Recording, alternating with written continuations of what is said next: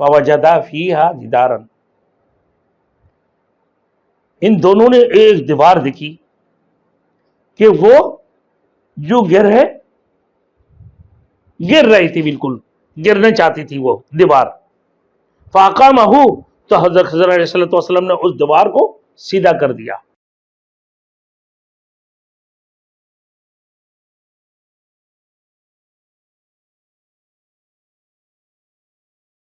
Thanks for watching. Don't forget to like, comment, share and subscribe to Maulana Habibullah Ruhani Official.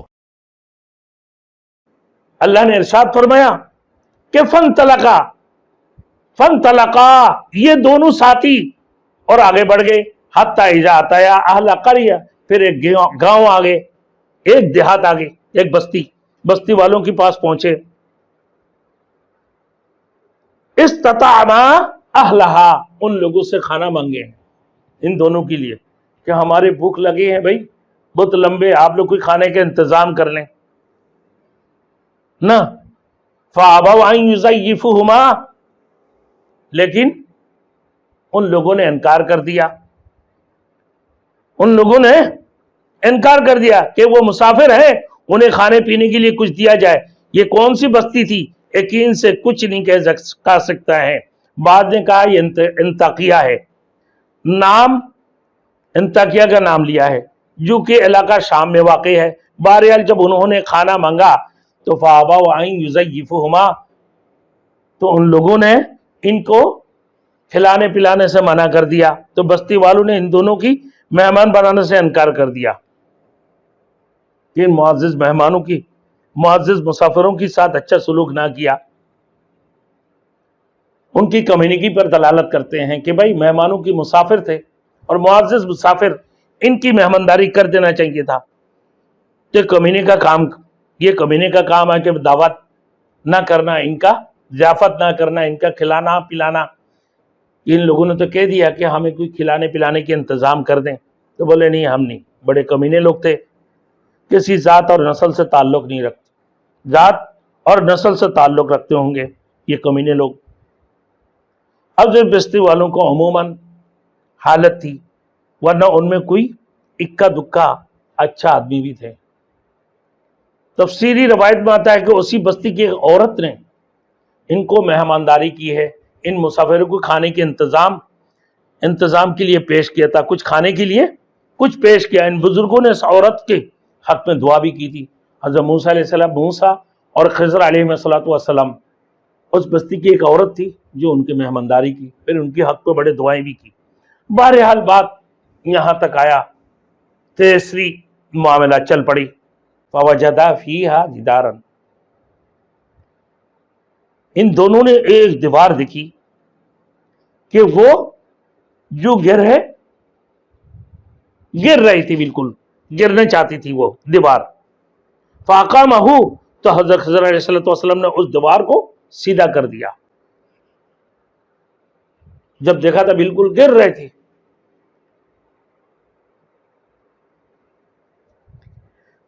تو حضرت خضر نے دیوار کو سیدھا کر دیا اپنا ہاتھوں سے.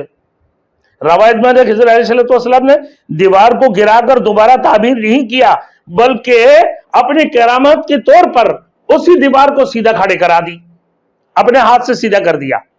یہ دیکھ کر موسیٰ علیہ السلام بولے، موسیٰ علیہ السلام پھر رہ نہیں سکا، بولے آپ جو ہے ادھر سے ان لوگوں سے ہم اسی بستی میں آ کے کھانا مانگے کہ ہمیں کھانے پینے کے لیے کچھ دیا جائے، ہم مسافر ہیں. ان لوگوں نے آپ کا انکار کر دیا. بہرحال عورت تھی جو اللہ والی تھی، انہوں نے تھوڑی بہت کھانے پینے کے لیے کچھ دے دیا. ان لوگوں نے کھا پی کر ان کے لیے دعا بھی کی ہے. بہرحال اس بستی والوں نے ہمیں کھانا کھلانے سے بھی انکار کر دیا، تو آپ پھر ان کی اس بستی والوں کی دیواریں سیدھا کر دیں. قال لو شئت لاتخذت علیہم اجرا، آپ کچھ اجرت بھی تو لے سکتے تھے.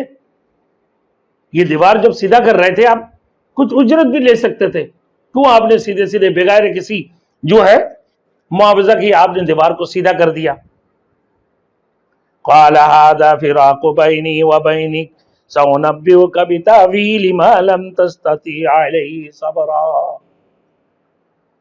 اب خضر علیہ السلام نے کہا اب میری اور تیرے درمیان جدائی، اب میرے درمیان اور آپ کے درمیان، میرے اور آپ کے درمیان جدائی کی نوبت آ چکے ہیں، اب میرے ساتھ رہ کر میرے باتوں کی برداشت نہیں کر سکتے ہیں، لہٰذا آپ اپنے راہ پکڑ لیں، میں اپنی راہ پکڑ لیتا ہوں، اب اپنی راہ اختیار کر لیں، ہم اپنے راہ اختیار کر لیتا ہوں، میں اپنے راہ اختیار کر لیتا ہوں، آپ کے ساتھ چلنا مشکل ہے۔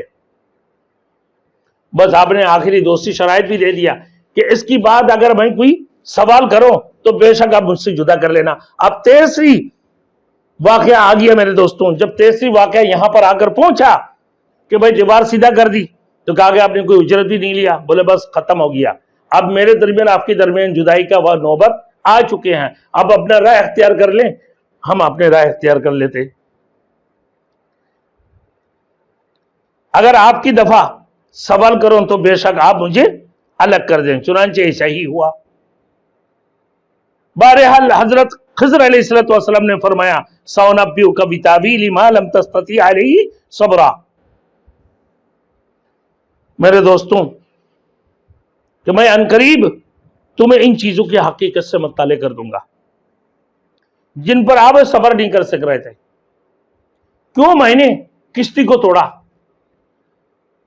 پھر اس بچے کو میں نے کیوں قتل کیا، پھر یہ دیواریں کو میں نے سیدھا کیا، یہ سارے حقیقت آپ کی سامنے میں بالکل بتا دوں گا، آپ تھوڑی اور صبر کر لیں، آپ نے اتنا دیر تک صبر نہیں کر سکے، میں عنقریب آپ کو بات بتا دیتا ہوں۔ یہ تینوں چیزیں تکوینی ہیں، تکوینی امور سے تعلق رکھتے تھے، علم لدنی، علم کشف، علم وہابی تھے، جو آپ کہنا چاہو میرے دوستوں، اللہ نے جو علم اپنے طرف سے عطا فرمایا یہ علم تکوینی تھی۔ اللہ تعالیٰ نے حضرت خضر علیہ السلام کو عطا کر رکھا تھا، حضرت موسیٰ علیہ السلام ان کی حقیقت سے واقف نہیں تھے، اسی لیے دوبارہ سوال کرتے رہے۔ آخری سوال بھی ہو گیا، ان تینوں کی حقیقت اللہ نے اگلی آیات میں خضر علیہ السلام کی زبان سے بیان فرمائی۔ حدیث شریف میں حضور صلی اللہ علیہ وسلم کا یہ فرمان بھی آتا ہے کہ اللہ تعالیٰ موسیٰ علیہ السلام کو رحم فرمائے، اللہ تعالیٰ موسیٰ علیہ السلام پر رحم فرمائے، کاش وہ کچھ دیر مزید صبر کرتے تو عجیب غریب واقعات کا مشاہدہ کرتے، عجیب غریب واقعات کا مشاہدہ کرتے۔ کاش موسیٰ علیہ السلام کے اوپر اللہ رحم فرمائے۔ حضور صلی اللہ علیہ وسلم نے فرمایا، حدیث شریف میں آتا ہے، حضور صلی اللہ علیہ وسلم نے فرمایا کہ کاش اللہ موسیٰ علیہ السلام کے اوپر صبر فرمائے، کاش وہ تھوڑی سی اور صبر اگر کر لیتے تو بڑی عجیب غریب واقعات کا مشاہدہ کرتے۔ اب میرے دوستو یہ تین عجائبات میں آپ کو اگلے کلپ میں بتاتا ہوں، آپ یہ دیکھتے رہیں، سنیں، انشاءاللہ تعالی آپ کو اگلے واقعات سارے مزے آ جائیں گے۔